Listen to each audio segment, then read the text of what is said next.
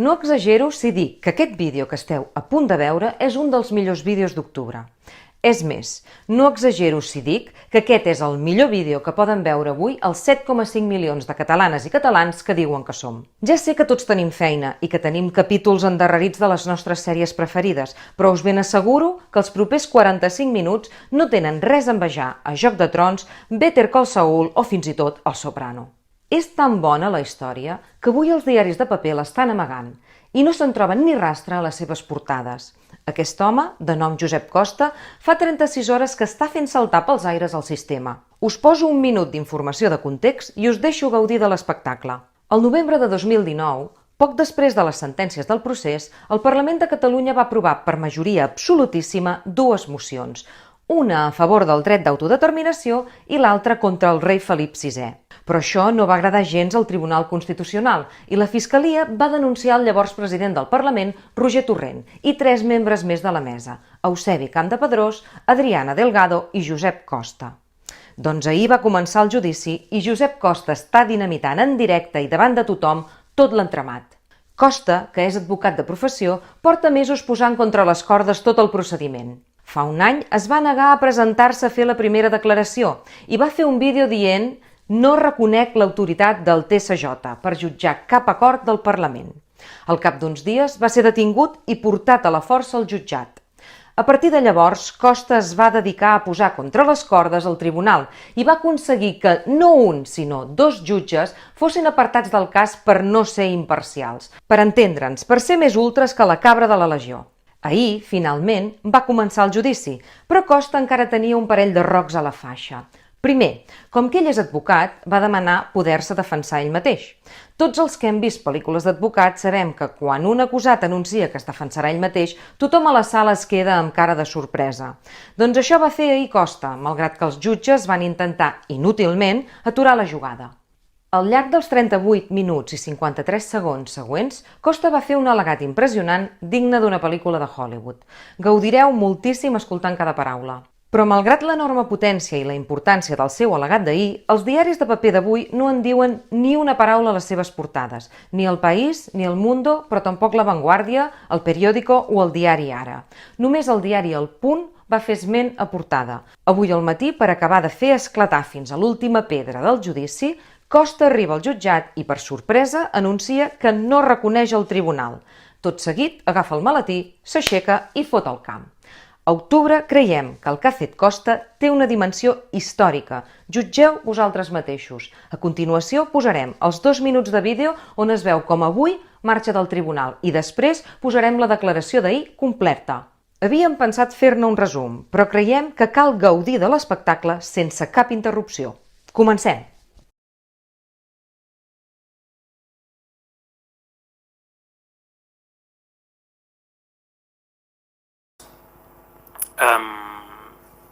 Jo sí que volia reiterar, i seré molt breu, quan se'm va citar a declarar vaig dir que jo no reconeixia l'autoritat d'aquest tribunal per jutjar els acords del Parlament i no he canviat pas d'idea. Jo he vengut aquí perquè volia formular les qüestions prèvies corresponents per substanciar-les en el Tribunal d'Estrasburg, que és en el tribunal allà on jo estic impugnant aquesta persecució política i aquest atac a la democràcia parlamentària. Jo no he confiat mai que un tribunal en el qual hi ha un quadre del rei, d'una monarquia delinqüent que ha denunciat el Parlament de Catalunya, pugui ser imparcial sobre les decisions que hem pres els independentistes que tenim majoria en el Parlament. Per tant, entendran que jo no vulgui participar d'aquest simulacre de judici. En tot cas, ja estic acabant. Senyor Costa, estic acabant. Jo li vaig demanar una mica de cortesia. Hi ha coses que no és necessària. Jo crec que aquesta part ha estat víctima de la manca de cortesia, fins i tot una detenció il·legal, com per ara tinc jo una qüestió de cortesia amb el tribunal. En tot cas, jo no he comès cap delicte. Si aquest procediment continua fins a una condemna, potser qui cometrà el delicte seran nosaltres.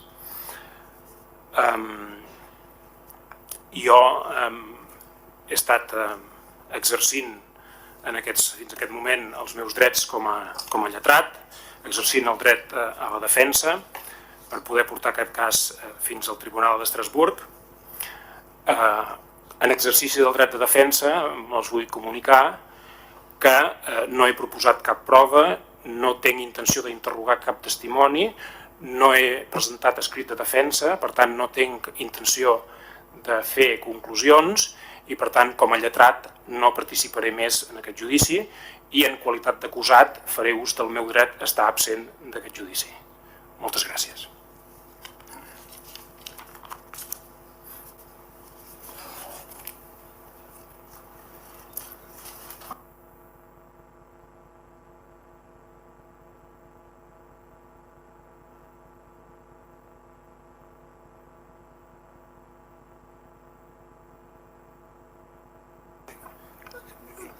Escolti'm, senyor Costa.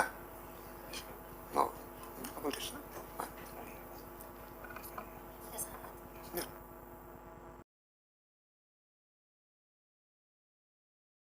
Sí, gràcies. Jo vull insistir en la meva perplexitat davant del fet que sembli no importar la nul·litat radical del procediment des del primer dia i la nul·litat radical de la composició d'aquest tribunal. Aquest tribunal no té ni jurisdicció, ni competència, ni independència, el tema de la imparcialitat ja va quedar clar, per continuar un judici. Com deia abans, això és un simulacre de judici, és un mer exercici de poder de fet absolutament al marge del dret. Aquestes paraules de l'exercici del poder per la via de fet són paraules del Tribunal Suprem quan va jutjar la presidenta Forcadell. Doncs mirin, les coses han canviat de bàndol. Ara són vostès que actuen al marge radicalment del dret. Ja s'ha explicat aquí tot el tema de la inviolabilitat, que després hi entraré, però és que jo crec que segueix havent-hi pendent la nul·litat radical de la personació d'una acusació particular, segueix havent-hi pendent la nul·litat radical de la incoació del procediment i segueix havent-hi la nul·litat radical de la composició d'aquesta sala. El senyor Barrientos va ser recusat per unanimitat de la sala del 77 d'aquest tribunal per manca d'imparcialitat per fets anteriors a la incoació d'aquest procediment. El senyor Barrientos ha designat els seus substituts en aquesta sala. Això en quin país es considera normal? A mi no m'ho sembla. No m'ho sembla i per això ho he impugnat en totes les instàncies. Ho he impugnat davant aquest tribunal i se'm diu que no és competència seva resoldre-ho. Ho he impugnat davant el Consejo General del Poder Judicial i em diuen que no és una qüestió governativa, sinó que és una qüestió jurisdiccional. Per tant, tothom diu que no és competència seva. Mentrestant, tenim un senyor recusat, apartat per manca d'imparcialitat, decidint qui són els membres que l'han de substituir. Grotesc o més, o pitjor. Com deia, he interposat un recurs contenciós administratiu contra la decisió del Consejo General del Poder Judicial d'inadmetre els recursos governatius contra la composició d'aquest tribunal. Aquest recurs de protecció de drets fonamentals es va interposar ahir i espero que durant el dia d'avui serà proveït perquè és el que diu la llei. No sé si es donarà un termini de 10 dies que no existeix, també, però en aquest cas la llei diu que és l'endemà de registrar-se el recurs. Per tant, avui s'hauria d'incoar procediment de la sala tercera del Tribunal Suprem sobre la composició d'aquesta sala. No sé si a algú li sembla que això és un motiu de suspensió del judici o no. A mi el que em sembla és que és un motiu de nul·litat radical de tot el que s'ha actuat. El Tribunal Suprem ja va dir, no diré el número de la sentència, diré el cas perquè tots el coneixerem, en el cas Atutxa, quan es pretenia manipular la composició del tribunal que havia de jutjar el president del Parlament Basc, el Tribunal Suprem va resoldre que la composició del tribunal era un afer governatiu que era recurrible davant la sala tercera del Tribunal Suprem previ recurs d'alçada en el Consejo General del Poder Judicial. Aleshores ho varen dir perquè els interessava això. Doncs a mi m'han dit el contrari en el Consejo General del Poder Judicial perquè ara els interessa el contrari. Aquesta és la justícia de l'estat espanyol. Això en parlarem a Europa també. En aquest cas també coneixen perfectament, perquè crec que es va anunciar, que ja hi ha un recurs, fa més de 2 anys, un recurs al Tribunal d'Estrasburg respecte dels fets que s'estan aquí discutint. Aquest mes d'agost vaig presentar una altra demanda contra l'estat espanyol per vulneració dels drets dels diputats i dels ciutadans que els han elegit i, per tant, de la institució del Parlament de Catalunya, que ja està també en tràmit i que afecta la mera viabilitat també d'aquest procediment. En tot cas, com deia, si el Tribunal Suprem resol que aquesta sala està mal composada, potser diran que el fet que un magistrat que no és imparcial triï el seu substitut és una cosa molt normal, a mi no m'ho sembla. Llavors, evidentment, tot això també es podrà recórrer en les vies corresponents. I, evidentment, la fal·làcia que diu el Consejo General del Poder Judicial en el seu acord dictat el passat 29 de setembre, que em van notificar aquest dilluns, diu que la composició concreta de les persones amb nom i cognoms, els magistrats amb nom i cognoms que conformen una sala, no afecta el dret fonamental a un jutge predeterminat per llei. Escolti'm, són molt creatius aquests senyors. És veritat que sembla ser que el Tribunal Constitucional espanyol alguna vegada ho va dir, però el Tribunal de Justícia de la Unió Europea i el Tribunal Europeu de Drets Humans, que són instàncies superiors, ja han dit claríssimament el contrari. Jo els recomanaria de llegir les sentències Simpson contra el Consell del Tribunal de Justícia o les sentències Gurov contra Moldàvia, Poskov contra Rússia o DMD contra Eslovàquia, ho diuen claríssimament. El dret al jutge predeterminat per llei afecta el nom i cognoms dels jutges que conformen una sala. Per tant, aquí s'està vulnerant claríssimament el dret al jutge predeterminat per llei en la composició d'aquesta sala. A part del dret a un jutge imparcial en el moment que qui està recusat, qui està apartat definitivament d'aquest procediment, ha nomenat els jutges que la conformen. Això és una causa de nul·litat radical, és una causa, com deia, que aquest tribunal se situï al marge del dret. El Consejo General i el senyor Barrientos al·leguen que substituir els magistrats és un mer automatisme, que no canvia la decisió. Per tant, és com si ho fes un administratiu i no afecta els drets fonamentals aquest exercici de designar els substituts que han de formar part d'un tribunal. Bé, després el senyor Barrientos els deixa en evidència perquè en el seu informe diu que la relació de substituts que va fer servir estava equivocada en l'ordre que els havia proposat.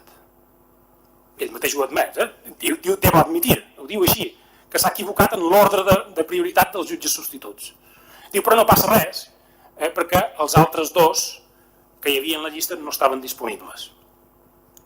Escolti, com ho sé jo que en el moment que els va designar estaven disponibles o no estaven disponibles?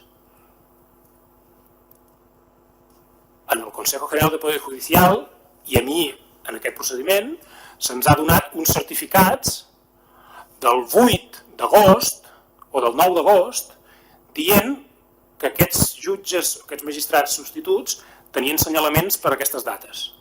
És a dir, un mes després que el senyor Barrientos digui que ha de ser aquest magistrat o un altre els que composin aquest tribunal, un mes després se certifica que els altres no estan disponibles perquè tenen senyalaments. Això és una presa de pèl. És una presa de pèl, perquè el que s'ha de saber és si tenien senyalaments en el moment de proposar-los, no un mes després. Que, evidentment, si algú no tenia un senyalament, tenia temps de buscar-se'l. Per tant, aquesta és una qüestió prèvia a tot. La composició d'aquest tribunal, si aquest tribunal és un tribunal establert per llei o és això un simulacre de judici, com he dit jo. A banda de tot el que ja hem dit, que també el senyor Barrientos i el senyor Ramos, magistrats d'aquest tribunal, són els que incoen el procediment. Són els que desestimen el recurs de súplica contra la mera incoació del procediment. I la incoació del procediment no és cap cosa mecànica, automàtica, intranscendent. No ho és. Per què? Els meus il·lustres companys ja crec que han il·lustrat la sala sobre aquest tema. I em preocupa, jo crec que som a temps de rectificar, però em preocupa molt que el president de la sala digui que això és una cosa a decidir en sentència.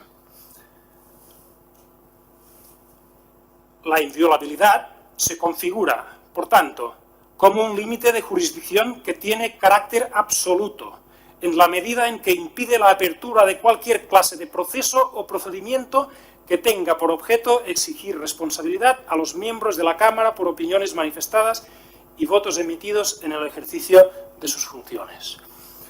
Ho llegeix en castellà, que és el text original de la sentència del Tribunal Constitucional de 7 d'abril del 2022. El Tribunal Constitucional, fa uns mesos, en aquest mateix procediment, perquè és un recurs d'empara que vaig formular jo mateix contra l'admissió a tràmit de la querella, diu que la inviolabilitat és un límit absolut a la jurisdicció d'aquest tribunal que impedeix incoar el procediment. Fixi si és rellevant la imparcialitat dels magistrats Ramos i Barrientos,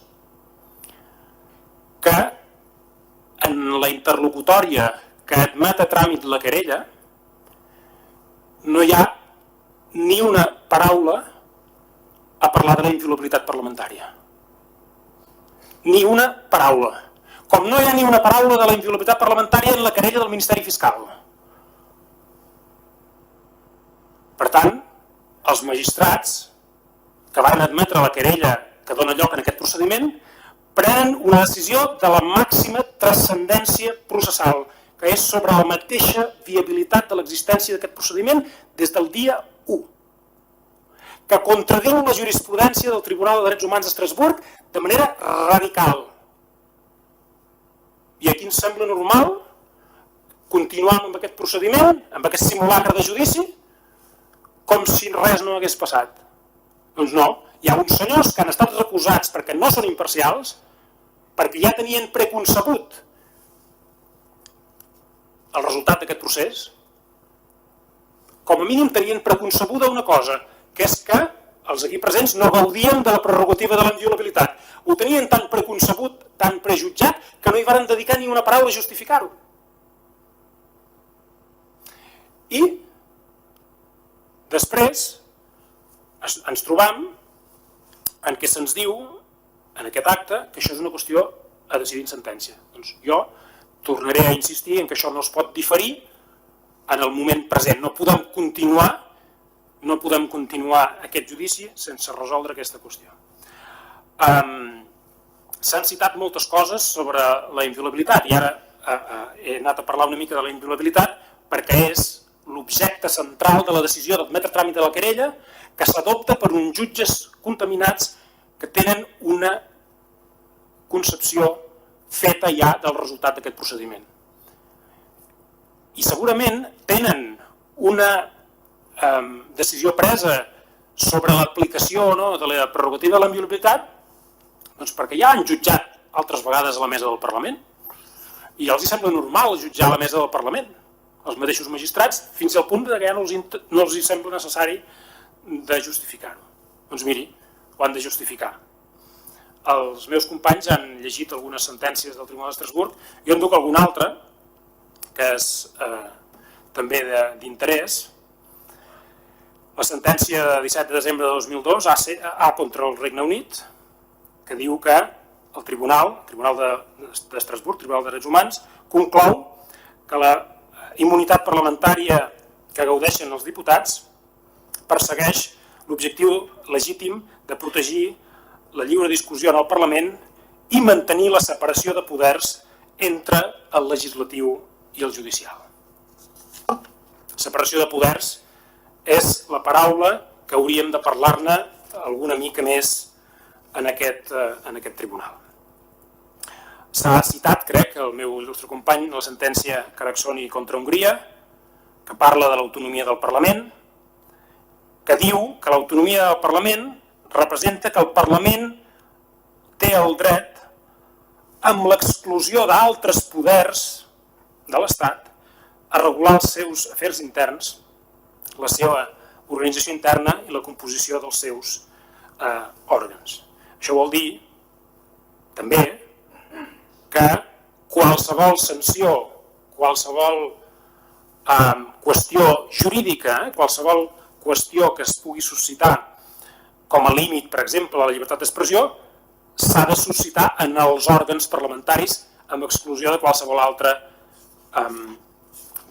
altre poder. Com deia el meu il·lustre company, el cas, en el vot particular del senyor Sáez Valcárcel, es parla de forma molt eloqüent de la crisi del 2017. Abans de la crisi del 2017, el Tribunal Constitucional tenia una jurisprudència perfectament en línia amb el Tribunal d'Estrasburg. Deia que la inviolabilitat té la funció de protegir la lliure discussió i decisió parlamentàries. Garanteix la irresponsabilitat jurídica dels parlamentaris per les seves opinions i qualsevulla declaracions de judici o voluntat, la qual cosa implica que ni unes ni les altres, les declaracions de judici o de voluntat, no puguin ser sotmeses a procediment de cap tipus. Això ho diu el Tribunal Constitucional. Jo no sé si és que ara aquests tribunals que avui, després de la crisi del 2017, tracten el Parlament de Catalunya, són ells els que realment estan desobeint el Tribunal Constitucional i no el Parlament. En tot cas, segur que estan desobeint el Tribunal de Drets Humans d'Estrasburg. Tornaré a llegir. Sentència de Demirtas contra Turquia, 22 de desembre del 2020. El tribunal observa que la inviolabilitat parlamentària és absoluta, permet cap excepció i no permet cap mesura d'investigació, fins i tot després d'acabar-se el mandat dels diputats. Tribunal Europeu de Drets Humans, la inviolabilitat parlamentària és absoluta, no permet cap excepció i no permet cap mesura d'investigació. Jo, si volen resoldre ara o volen resoldre en sentència, els demanaria que facin un exercici. En el tema que abans parlava de la composició de la sala, i em va bé per recuperar un tema que l'hauria d'haver posat de manifest, ni el Consejo General del Poder Judicial, ni el senyor Barrientos en el seu informe, ni ningú m'ha explicat encara per què no apliquen la regla tercera i la regla quarta de l'article 199 de la Llei Orgànica del Poder Judicial per composar aquesta sala i es va directament al regla cinquena. Això ningú m'ha contestat aquesta al·legació encara. Doncs també m'agradaria que algú contesti com pot ser que la inviolabilitat parlamentària tingui una excepció, que és la desobediència al Tribunal Constitucional. Aleshores, si tu desobeeixes, el Tribunal mateix, jutge i part, decideix que, home, com que m'has desobeït a mi, aleshores tot el que he dit durant 40 anys sobre la inviolabilitat parlamentària no aplica. Llavors, aplica el que vostè m'ha desobeït a mi. Doncs em sap greu. Diu el Consell d'Europa, l'Assemblea Parlamentària en la resolució 21-27 de 2016, diu el sistema d'inviolabilitat és extremament i generalment estable en els membres del Consell d'Europa. En teoria i com a qüestió de principi, la inviolabilitat és absoluta, permanent i perpètua en naturalesa. Eximeix els membres del Parlament de qualsevol tipus de procediment legal per actes que hagin fet, expressions que hagin fet, vots emesos o opinions expressades en debats parlamentaris o en l'exercici dels seus deures. Deia això que m'haurien de contestar una cosa. M'haurien de contestar en quin país democràtic s'ha jutjat a la mesa d'un Parlament, el Presídium, el Buró, la mesa d'un Parlament, pels debats d'aquell Parlament, pels exercicis, per les tramitacions parlamentàries. Jo em crec amb el dret d'exigir en aquestes alçades que si vostès ens diuen que no aplica la inviolabilitat parlamentària, ens diguin un cas en què un tribunal d'un país decent digui que no aplica la inviolabilitat parlamentària en alguna cosa. És a dir, que la inviolabilitat parlamentària no és permanent, perpètua i absoluta. Que em posin almenys un exemple. I, amb perdó, no em serveix ni Turquia. Perquè el Consell d'Europa, en una resolució que va dictar l'Assemblea Parlamentària fa poc, parlava de la infracció del dret a la llibertat d'expressió dels parlamentaris, dels polítics electes. I parlava d'Espanya i Turquia, perquè es violen els drets de llibertat d'expressió dels parlamentaris a Espanya i a Turquia. A Turquia van fer una esmena de la Constitució que anul·lava la inviolabilitat parlamentària. Aquí segueix existint, que jo sàpiga. En tot cas, poden fer el que vulguin amb la Sagrada Constitució, que el Conveni Europeu de Drets Humans segueix protegint la inviolabilitat parlamentària, per tant, no servirà per res com no va servir a Turquia. Doncs, en el ponent d'aquesta resolució del Consell d'Europa, li pregunten, escolti, i vostès per què fan un informe parlant d'Espanya i de Turquia? I el senyor Silevic, que era el ponent d'aquest informe del Consell d'Europa, va dir, portin vostè un cas en què es violi la llibertat d'expressió dels polítics electes d'un altre país que amb molt de gust l'inclouré a l'informe. I no n'hi varen portar cap. Per tant, Espanya al nivell de Turquia amb la inviolabilitat parlamentària. I insisteix, m'agradaria que si diuen que la inviolabilitat parlamentària no ens protegeix, que posin un exemple d'un país decent que hagi jutjat a un Parlament pels actes parlamentaris, per la funció de representació popular que han exercit. Perquè, a veure, jo em dic Josep Costa i Rosselló, no tinc cap càrrec de representació política en aquests moments.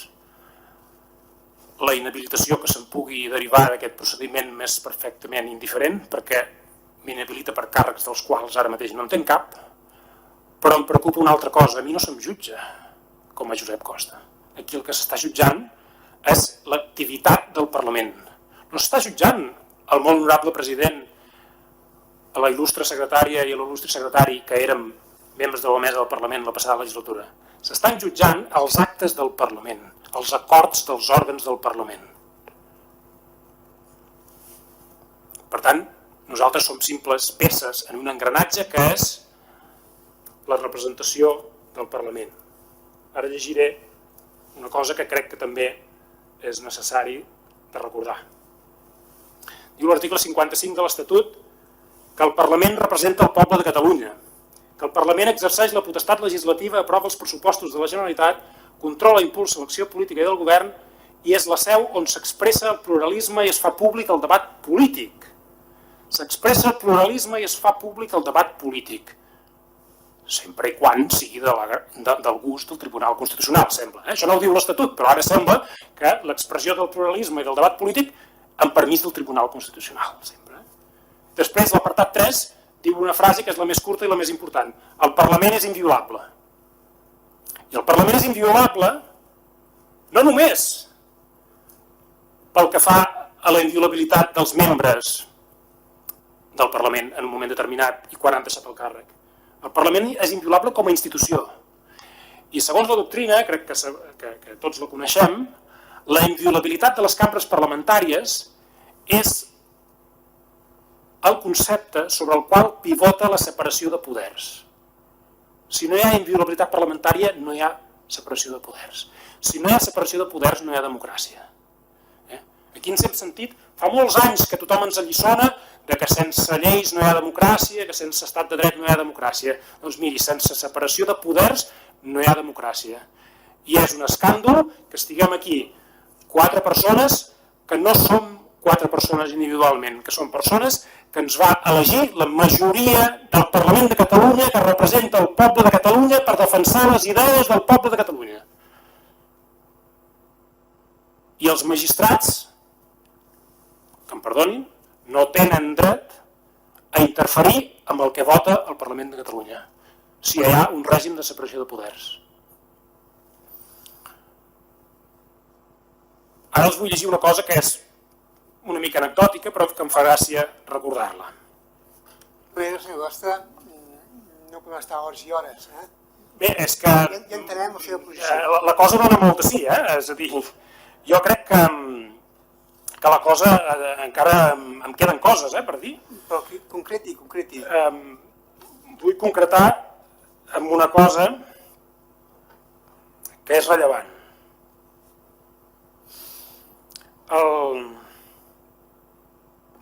El magistrat Luciano Varela, en un vot particular al judici del president Atutxa, va escriure una cosa molt sensata. Va dir, no estic citant literalment, però em sembla que no estic en absolut tergiversant les seves paraules, quan diu el Tribunal Suprem no té una relació de jerarquia amb cap altre poder de l'Estat. És a dir, els tribunals no tenen una relació de jerarquia amb els altres poders de l'Estat. Per què? Perquè existeix la inviolabilitat parlamentària. I per tant, aquí ens acusen de desobediència. Desobediència en aquí, el Tribunal Constitucional. Des de quan el Parlament té relació de jerarquia amb altres poders de l'Estat? O és que hem oblidat la separació de poders? Si hi ha separació de poders, no hi ha possibilitat d'un delicte de desobediència perquè, com va dir el senyor, com es deduïa del que deia el senyor Luciano Varela, que després ha tingut, diguéssim, altres aparicions més desafortunades, no pot haver-hi ningú, cap tribunal que doni ordres a un Parlament d'obligat compliment. A nosaltres, els que som aquí, els que som acusats en aquest judici, ningú ens pot donar ordres, ningú, quan som representants del poble, quan estem exercint la representació del poble.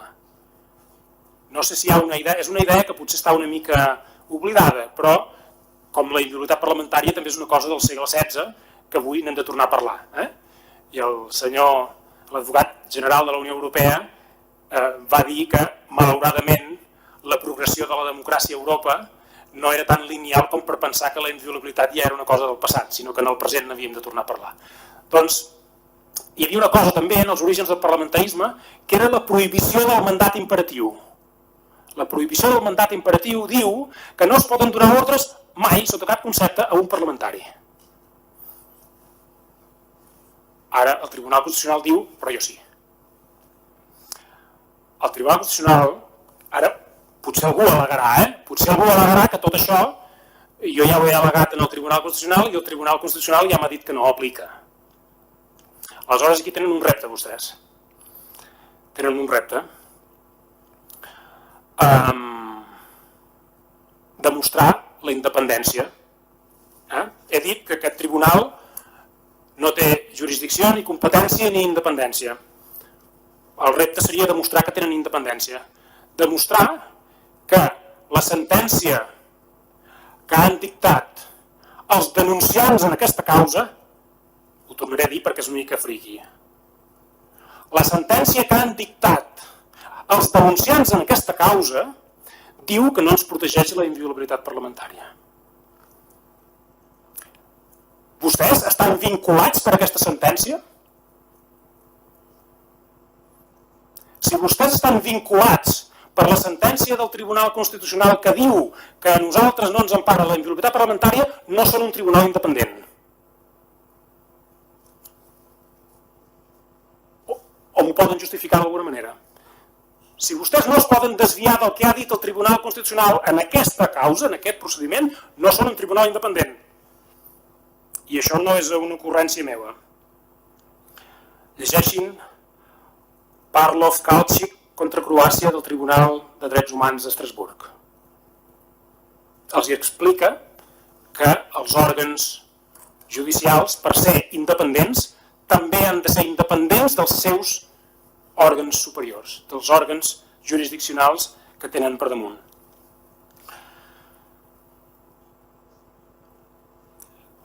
tot el tema de drets fonamentals, no sé si després tindrem una altra intervenció o no, jo m'agradaria tenir les regles de joc clares. Ja sé que m'he allargat, però com deia, hi ha moltes qüestions, crec que no he dit res que sigui sobrer en aquesta al·legació. Per tant, m'agradaria saber si després hi haurà un altre torn per al·legar qüestions de drets fonamentals o he d'esgotar totes les qüestions prèvies en aquesta intervenció. No sé si els meus il·lustres companys ja han esgotat totes les seves qüestions prèvies i, per tant, jo també és el meu últim torn per les qüestions prèvies. D'acord, jo, per tant, tinc una última qüestió prèvia que és important, perdoni, sobre la inviolabilitat parlamentària. Una cosa que també és fonamental i que ningú ha dit fins ara. No poden vostès resoldre la qüestió de la inviolabilitat parlamentària en sentència perquè la inviolabilitat parlamentària, no la nostra inviolabilitat com a acusat, sinó la inviolabilitat de la institució, impedeix que vostès qüestionin com a testimonis membres del Parlament i treballadors del Parlament. El principi de separació de poders també arriba fins a que vostès, com a poder judicial, si és que realment això és un exercici de jurisdicció, no poden interrogar testimonis sobre les activitats parlamentàries que siguin membres del Parlament o treballadors del Parlament. Tots els testimonis que tenim demà, són diputats o funcionaris del Parlament. La inviolabilitat parlamentària també impedeix que testifiquin aquestes persones perquè se'ls demana sobre les seves activitats parlamentàries i sobre les activitats que han exercit com a personal del Parlament. I ara potser a vostès això els semblarà una mica sobrevingut i que potser vostès em demanarien, ara em tornarien la pregunta que els havia fet jo abans de si coneixen algun país que jutgi l'activitat parlamentària. Vostès no trobaran cap lloc allà on es jutgi l'activitat parlamentària. Però jo els puc citar un cas del mes passat. Un cas del mes passat en què un tribunal de districte d'Atlanta, Estats Units, va considerar que l'interrogatori com a testimoni del senador Lindsey Graham violava la inviolabilitat del Congrés dels Estats Units, la clàusula de speech or debate, que és la inviolabilitat dels Estats Units. Interrogar un parlamentari com a testimoni sobre les seves activitats legislatives, sobre les seves activitats com a parlamentari, vulnera la inviolabilitat parlamentària. Bé, deixeu-me fer, necessito un parell de minuts sobre la qüestió dels drets fonamentals. En la demanda que vaig interposar el mes d'agost contra l'estat espanyol per la vulneració de drets que suposa l'inici, el mer inici d'aquest procediment, al·legàvem els drets reconeguts a l'article 3 del protocol, a l'article 6 i 13 també del protocol, 6 i 13 del Conveni de Drets Humans, 14, 1 del protocol 12, 10, 11 i 18. El 3 és l'equivalent del 23 de la Constitució, el dret a la representació política, el 14 és el dret a la igualtat, el 14 del Conveni és igual al 14 de la Constitució, el 6 ja coneixem que és el 24 de la Constitució, el 13 és el dret a un remei efectiu, que també estaria integrat en el 24, el 10 és la llibertat d'expressió i de pensament, i l'11 del Conveni és el dret de reunió. I després hi ha l'article 18, que és la prohibició de la discriminació. I ara aquí, la prohibició de la discriminació i l'absència de motius, el que en diu el Tribunal d'Estrasburg, de motius ulteriors. De motius ulteriors. I jo ara aquí he de fer una lectura molt breu per justificar aquest element de violació de l'article 18 que té relació amb l'article 1 del protocol 12 i amb l'article 14, que és el dret d'igualtat en el conveni. El Parlament de Catalunya declara que Catalunya és republicana i per tant no reconeix ni vol tenir cap rei. Recorda que la nissaga dels Borbons ha estat una calamitat històrica per Catalunya i específicament que Joan Carles de Borbó va acceptar la successió del general Franco jurant fidelitat als principis del seu règim i afirmant rebre de la dictadura la legitimitat política sorgida el 18 de juliol del 36 en referència al cop d'estat militar que va perpetrar contra la Segona República. En aquest sentit, la monarquia espanyola és la continuació del règim anterior i resulta inseparable de la persona del rei Joan Carles perquè així ho estableix l'article 57 de la Constitució espanyola. 3. Denuncia la connivència dels poders executiu, legislatiu i judicial per sostreure la monarquia de qualsevol fiscalització o control democràtic que arriba al seu moment culminant amb la fugida consentida del rei Joan Carles per evadir l'acció de la justícia. 4. Constata el fracàs i la crisi definitiva d'un pacte constitucional de 1978 que pel seu caràcter irreformable blinda la continuïtat d'una monarquia delinqüent, un sistema autonòmic fallit, una democràcia intervinguda pel poder judicial, unes polítiques socials que són anul·lades quan les aprova el Parlament de Catalunya i una legislació que castiga l'exercici de drets fonamentals. 5. Ratifica, de conformitat amb la voluntat expressada per poble de Catalunya i aquest Parlament l'1 d'octubre, el 10 d'octubre i el 27 d'octubre de 2017, que l'únic camí per superar aquest règim monàrquic és constituir efectivament la República Catalana com un estat de dret democràtic i social i en conseqüència exhorta la societat civil i les institucions del país a continuar el camí i avançar decididament cap a l'objectiu de la independència. Aquesta acorda notificar, ja cap, és l'últim punt, acorda notificar aquesta resolució a la Casa Reial, a les Corts, a la Comissió Europea, al Parlament i al Consell d'Europa. Palau del Parlament, 7 d'agost del 2020. No, només jo crec que això és rellevant. He llegit una resolució aprovada per majoria absoluta del Parlament de Catalunya que no és una de les que se sotmeten aquí a judici, i aquest és el punt. No és una de les que se sotmeten en aquest judici. Perquè les que se sotmeten en aquest judici són les que molestaven el senyor Pedro Sánchez en la seva campanya electoral del 10 de novembre del 2019. Aquesta no li molestava, sembla ser. Aquesta és molt més explícita sobre la voluntat del poble de Catalunya d'enderrocar una monarquia delinqüent que sotmet al poble de Catalunya que no ho són aquestes que avui discutim aquí. Aquesta resolució la vaig redactar jo mateix. Un servidor va redactar aquesta resolució, però no és una resolució meva en aquest moment, és una resolució adoptada per majoria absoluta del Parlament de Catalunya. Aleshores algú m'ho haurà d'explicar o explicar-li al Tribunal d'Estrasburg en l'al·legació de l'article 18 del protocol per què a mi ningú m'ha iniciat un procediment penal per aquesta resolució de l'agost del 2020 i en canvi tinc un procediment penal per unes resolucions que eren merament simbòliques i que no tenien la transcendència o la contundència política que té aquesta. I la meva resposta és que el motiu pel qual som aquí avui tots nosaltres, com a representants de la majoria absoluta del Parlament de Catalunya, és perquè el senyor Pedro Sánchez tenia una campanya electoral i li molestava el que pogués fer el Parlament de Catalunya. Això és una vulneració de drets fonamentals perquè demostra un motiu ulterior, un motiu ocult en la persecució penal a la qual se'n sotmet. Article 18 del Conveni Europeu de Drets Humans. I, evidentment, també l'article 1 del protocol 2 i l'article 14 pel que fa a la igualtat en l'aplicació de la llei. Jo he volgut llegir aquesta resolució que es va aprovar en el Parlament de Catalunya per fer també un segon punt, que és que a ningú se'l perseguirà per dir el contrari del que diu aquesta resolució. A ningú se'l perseguirà, a cap Parlament de l'Estat espanyol, o inclús en el Parlament de Catalunya, a ningú se'l perseguirà per una resolució que digui el contrari del que diu aquesta resolució. Que digui viva Espanya, viva el rei, viva la Constitució i viva la llei, no? Aquestes coses que se diuen. Els senyors de Vox, que encara no sé per què estan aquí, quan ja hem invocat la nul·litat de la seva personació. Per tant, aquesta és l'última vulneració de drets fonamentals que volíem al·legar i que al·legarem davant el Tribunal Europeu de Drets Humans.